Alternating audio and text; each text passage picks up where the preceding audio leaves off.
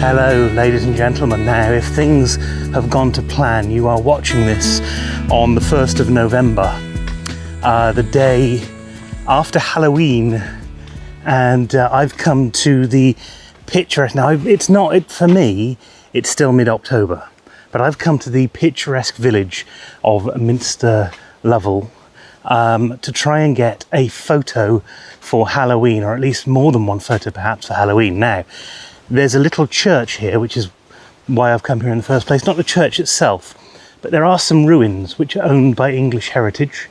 And so I'm going to go down to the ruins and see if I can get a picture there. And the idea is, because of course I've come during the day, so the light is all bright and all of that stuff. And the idea is quite simply to take a picture and then manipulate it in Photoshop to make it all spooky. That's the idea. But it doesn't mean that I'm not going to get other shots along the way. We'll have to see what we can get as we go along. I've also got some, because it's October, and it's my birthday in October, and I've been given some things. Now, one of which is the backpack I've got on today, which I'll be talking about in a video. The other one's this hat, which is lovely, which is a Barmer hat, an original Australian hat. They don't come with corks, that's not a thing apparently. But this one's made out of kangaroo hide. Hello. Good morning. Lovely stroll down there and dogs and things and all of that stuff.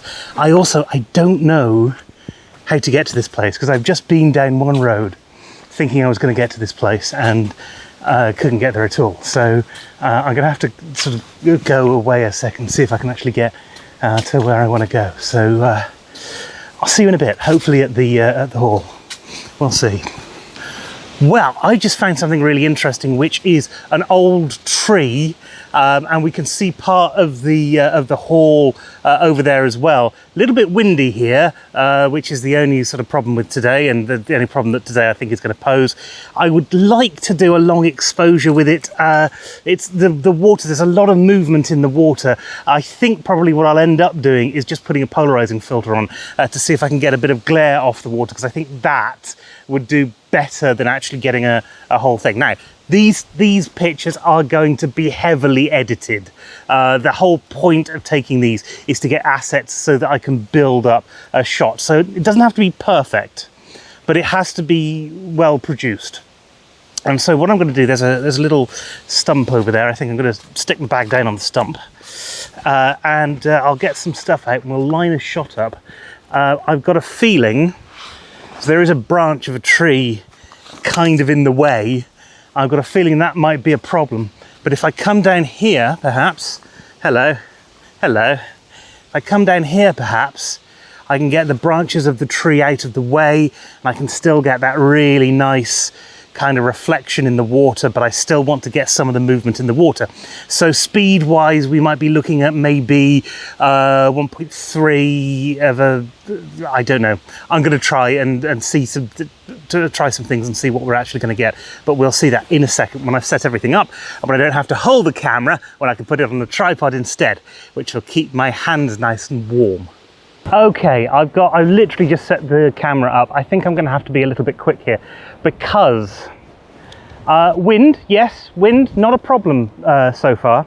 What is a problem is that there are conkers falling from this tree above me, and I noticed them first. I've had to do my jacket up because it's so hot here, cold here.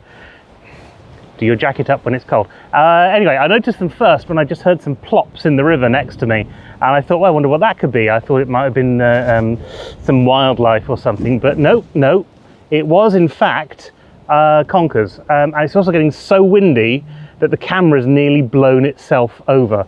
So that's where we are right now. The Fuji's fine. The Osmo, not so much.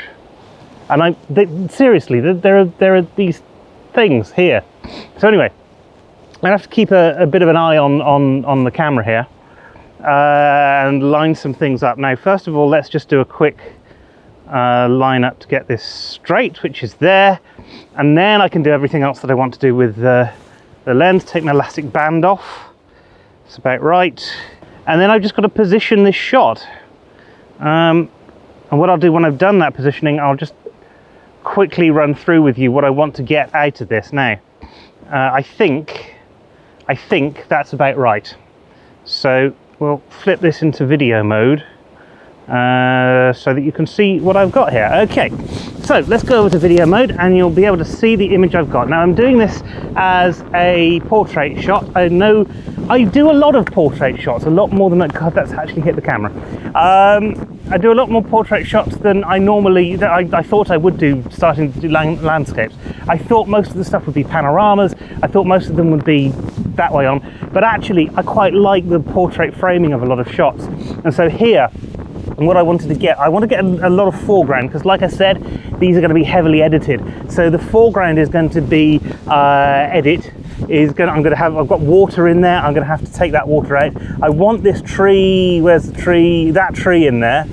That's really important because that gives you a lot of, it gives you the kind of the horror of the thing. Now, if you don't know anything about horror and about how horror works, it tends to be taking stuff that is fairly natural, some stuff that we find as fairly innocent, and adding something into it which creates a sort of juxtaposition, which creates a disconnect. So this is why you see a lot of horror set in hospitals, and the hospitals are dirty, because we always like to think of our hospitals as being a clean place. Anyway, the shot that I've got right here doesn't do any of those things, and I'm going to make it a little bit wider there because I just want a little bit of space to be able to crop around it if needs be.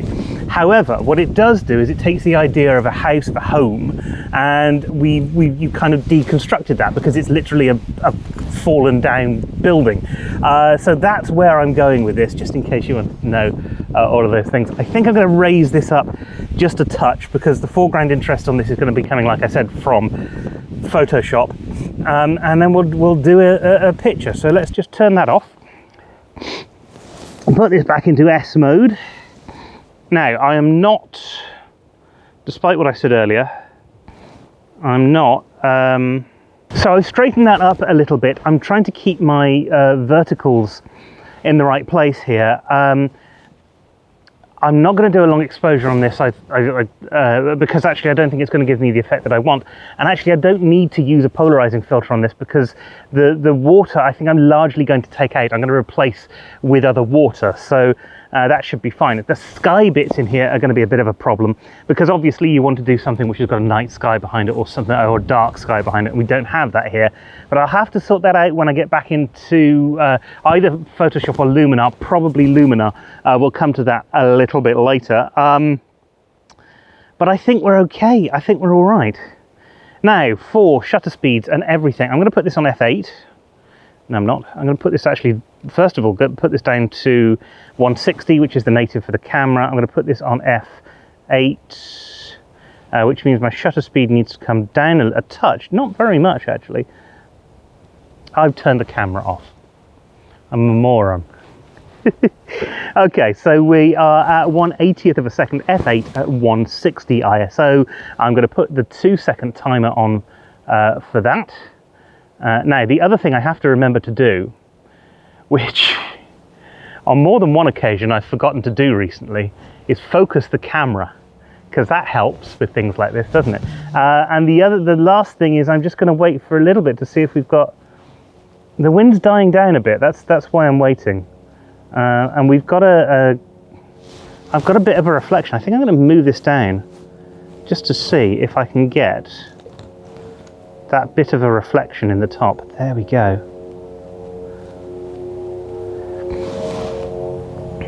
I think I've got that.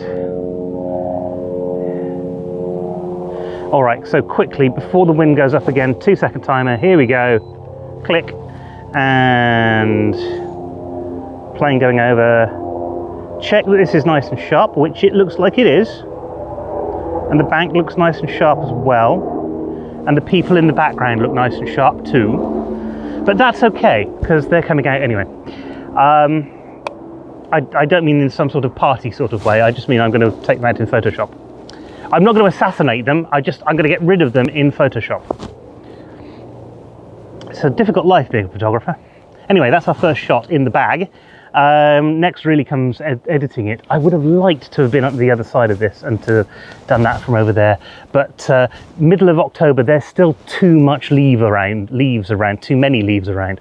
Usually by the end of October, you've got a lot more in the way of gnarled trees and things, which look a bit nice. But this one, pretty pleased with. So I'm going to pack up here, and then we'll see what we did in the Lightroom and Photoshop and stuff.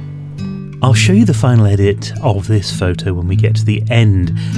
But this is what I got straight out of the camera, and I was actually very pleased with the sharpness of the image and the colours as well. But whilst there's some things I wanted to change, and like I said, this is going to be heavily edited in Photoshop, the general composition was something that I knew I could work with.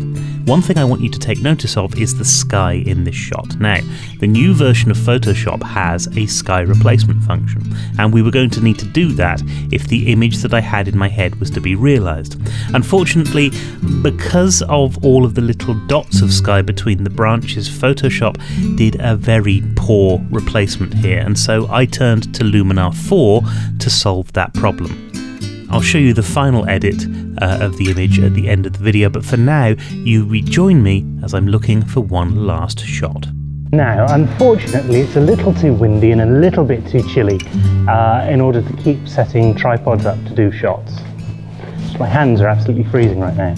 But there is a shot that I'd really, really like to get, and it's actually looking across the graveyard with the ruins behind it, because obviously, you know, Halloween and everything, that's the sort of shot that you want to get, isn't it?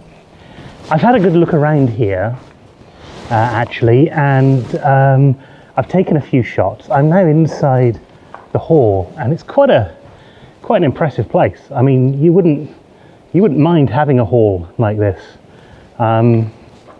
Unless it was in ruins, obviously, because then it wouldn't be quite so good. But I have taken some pictures, and all of these are pictures with the idea of then blending them into something else inside Photoshop. And I'll probably use all sorts of different assets for that. I probably won't use just purely my photos, because at some point I'm going to come across something and I'm going to actually be really nice if I had that, if I had a raven there, if it has a skull, and I just don't have the time to go out and take all of those assets. I mean, where do you find a raven in Gloucestershire? That's the other question. Yeah, I'm coming back to the churchyard, and there is this one shot that I think might be really nice. But obviously I'm not going to turn the camera on to get it, because it is a church, and you want to be a little bit respectful of the dead, especially at Halloween, when quite honestly they could come back and bite you on the arse. Literally come back and bite you on the arse. Never know. I do quite like taking what will be spooky shots in the daytime, because if you do anything at night with photography, you have to figure out where your light's coming from, because photography is all about light, and sometimes that's really difficult. And it means if you wanted to do a shot in a graveyard, for example, you wouldn't necessarily be able to, because you'd have to light it up, and without the permission of the people who are buried there, or at least their family, or at least the priest, that's a little bit difficult. Anyway, during the daytime, they expect people to go around there, and they are aware of people taking photos, and they're relatively comfortable with it. I would just say as well, this has been a fairly nice trip. Not been a big thing. It's not been something that I've spent a lot of time on, or a big place to go. It wasn't something. I'm not going to be here all day, but this has been all right. I've enjoyed this. It's a nice little place to walk around, and if you are in striking distance of anywhere which is English Heritage or National Trust, especially some of the places that they let you go in for free, which they do here, it's a really great trip. And it's really great. You'll get something different here than you'll get anywhere else. So I'm going to try and get this one graveyard shot,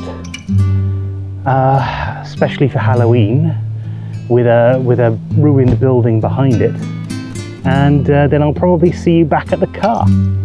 Here are the graves with the ruins behind it. In the end, I decided not to use this image, although I might do something with it a little bit later, as there's definitely some potential here. But I'm pleased with this image. It just wasn't quite as good as the image that I had before.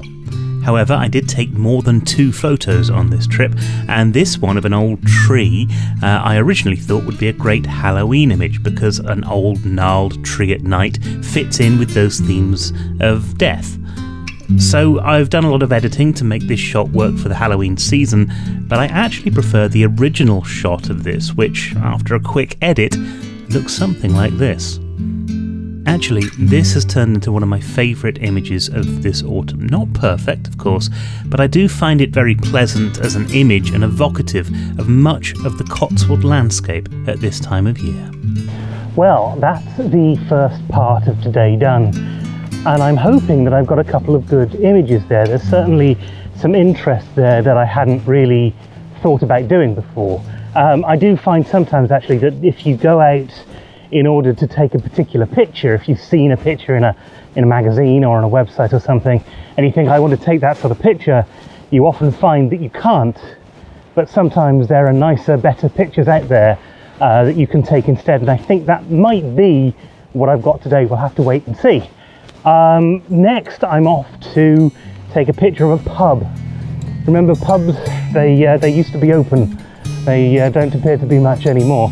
This particular one is the Ancient Ram in a place called Wootton Under Edge, and it's haunted, hence taking it for Halloween. That's the idea. But first, a spot of lunch, I think. For various reasons, I didn't actually manage to get to Wootton Under Edge on that day, but as it turns out, I didn't need to, because that first shot I'd taken was the perfect one for this Halloween. Now, in next week's video, I will show you exactly how I took this from the original shot to this spooky edit, but for now, I just want to leave you with the final image. Hopefully, you'll like it. Doing these fantasy landscapes has always been something that I wanted to try, and Halloween seemed like a great place to start. Whilst it's a bit of a departure from what I usually do, it was fun to mix things up a little bit. I'd love to know what you think in the comments below. So that's it for this video. If you enjoyed it, please do leave a like. If you're new here, hit that subscribe button, the bell icon at the end, and the all notifications tab so that you don't miss the new videos when they're released. I'll see you in the next video, but until then, thanks ever so much for watching, and don't forget, keep taking those photos.